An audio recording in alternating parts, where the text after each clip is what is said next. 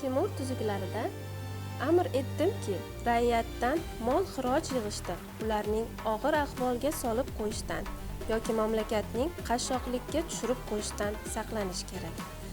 Negaki, ra'iyatning xonavayron qilish davlat xazinasining kambag'allashishiga olib keladi.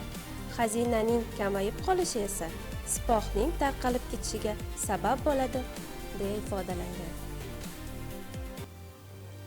Amir Temur davridan dehqonchilik bilan bog'liq bo'lgan xiroj va ushur soliqlari amal qilgan. Savdogarlar va hunarmandlar tamg'a yoki zakot to'lashgan. Chegaradan o'tgan mollar hisobidan boj olingan. Bu soliqlar davlat xazinasining asosiy manbai hisoblangan. Amir Temurgacha bo'lgan davrda soliq yig'uvchilarning ish haqi soliq to'lovchilar hisobidan bo'lgan. Shuning uchun ular qonunda ko'zda tutilmagan soliqlarni undirishga ham harakat qilar edilar. Amir Temur soliq undiruvchilarga xalqning ustiga yuk bo'lmasligi uchun ularga maosh tayinlagan.